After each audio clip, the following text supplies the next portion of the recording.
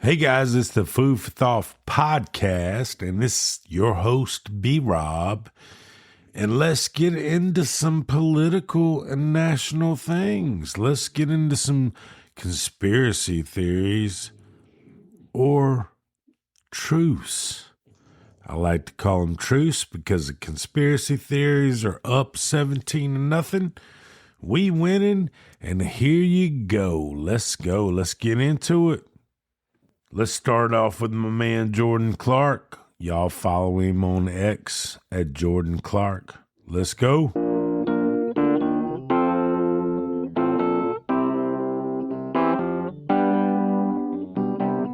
One thing that's absolutely blown my mind lately is the EBT food stamp thing. The amount of BS that people have been getting away with, sucking money from the government, is absolutely nuts. But if you guys haven't seen this video going around, this girl, she is just exposing all of it. And she says the main reason that people are really upset about Trump, putting a halt on their food stamps and all their unfortunate chemical candies they can't buy anymore and stuff, is because people were getting food stamps and then selling them for drugs, getting their nails done, taking care of their personal needs. Wow. That's ridiculous. And like she says in the video, you weren't taking care of your kids or anything. You were buying yourself drugs and hooking up with a bunch of dudes using your food stamps. Wow. Unbelievable. It's amazing to see between all the laundering and all the money that taxpayers have been paying in and where it's been going. Thank goodness it's all coming to an end. And these people can, it's going to be a lot of change, I guess, for a lot of people, huh? But it's the way it goes. Love y'all. For you on this specific issue, do you expect more cities to follow DC's path if this goes through? So the idea is that Chicago, LA, San Francisco, would they expect similar action what we've seen in DC? And the other question, sir, there's reporting that the administration is going to reclassify marijuana. Would that send mixed messages that if marijuana is okay, some drugs are okay, but we're trying to clean up crime? How do they go hand in hand? We're only looking at that. That's early, but somebody reported it, which is fine. We're looking at it. Some people like it. Some people hate it. Some people hate the whole concept of marijuana because if it does bad for the children, it does bad for people that are older than children. But we're looking at reclassification, and we'll make a determination over the next few weeks. And that determination hopefully will be the right one. It's a very complicated subject, the subject of marijuana. I've heard great things having to do with medical, and I've had bad things having to do with just about everything else. But medical and for pain and various things, I've heard some pretty good things, but for other things, I've heard some pretty bad things.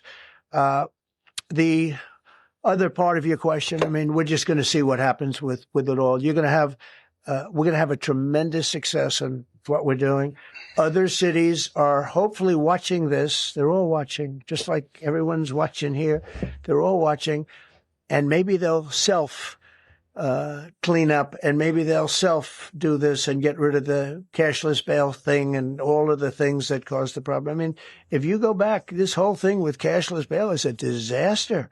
So many problems came that we never had before. So they're watching us today.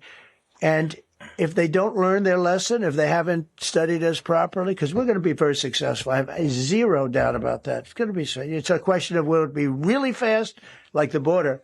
Everyone said, they used to say, Biden used to say, I need legislation. I didn't get any legislation. I called up our people, and we did a great job. Tom Homan was great. As you know, our secretary did a great job. They did a great job. There's no games. They didn't play games.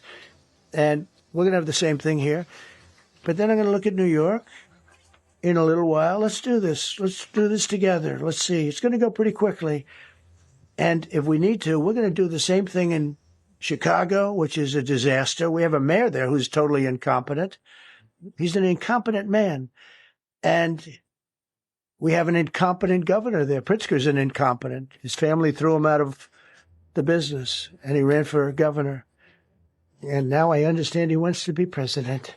But I noticed he lost a little weight, so maybe he has a chance. You know, you never know what happens. But Pritzker's a gross incompetent guy, thrown out of the family business. But when I look at Chicago and I look at L.A., if we didn't go to L.A., it would be absolutely 100% hopeless. 1,500 kilograms of fentanyl is enough to kill 115 million Americans. 115 million Americans. Cops are getting after it. The FBI has arrested 19,000 people this year alone. Thanks to President Trump's administrations, that's double than where we were this time last year. And we have also arrested 1,600 people who have committed violent acts against children. 270 of them are human traffickers of children. Mr. President, this is what happens when you have great leadership at the Attorney General with Pam Bondi. Your administration's priority of protecting the homeland and protecting American citizens and protecting our children, and the murder rates are plummeting. We are now able to report that the murder rate is on track to be the lowest in U.S. history, in modern recorded U.S. history, thanks to this team behind me and President Trump's priorities. All I can see are good things happening.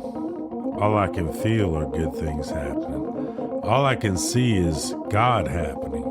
All I can see is God winning.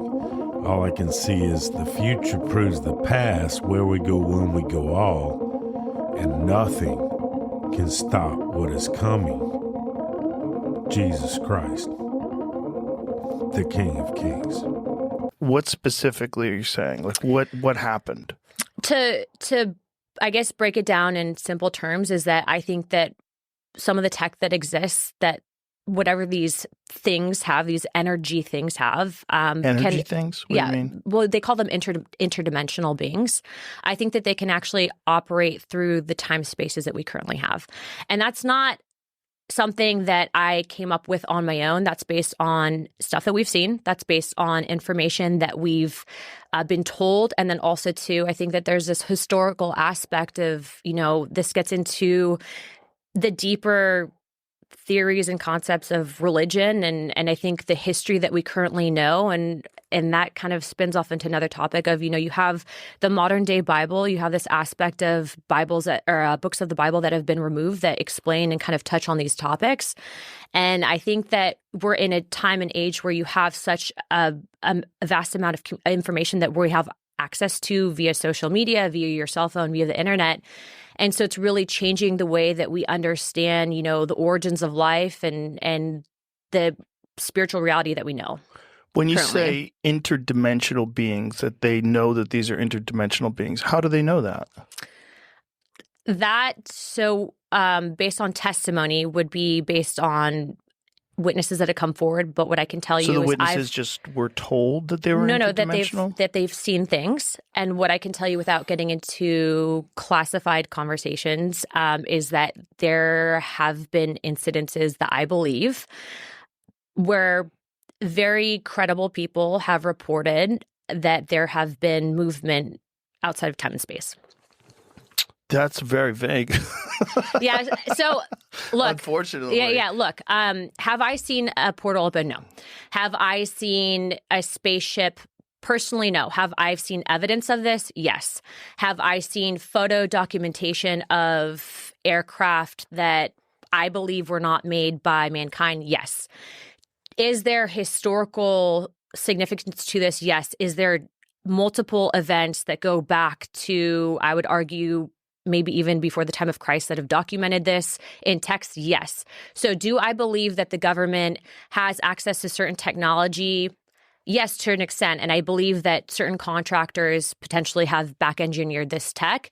I think that that's what can explain the advancements that we're seeing. But I also believe that this is a dangerous level of hidden information from the American people, because if you have an aspect of the federal government, which I can tell you, I, with 2 other members of Congress, were denied access to information at Eglin Air Force Base pertaining to whistleblowers because of the fact, and we can get into that story and what happened at Eglin in a second, but we were denied access and told that we don't have security clearance or the read-in authority on a special access program.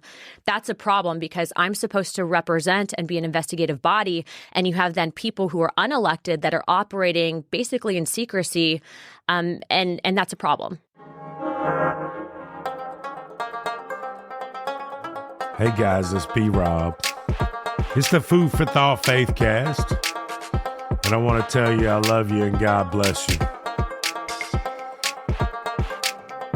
And it's a lot to think about. It's a lot of food for thought.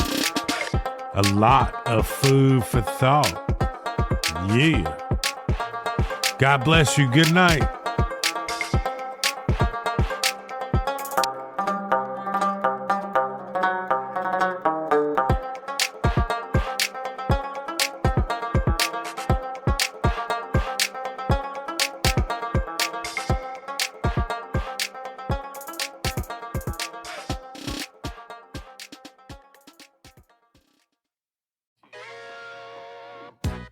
Hey guys, it's B-Rob. We thank you for tuning in to today's episode of the Food for Thought Faithcast.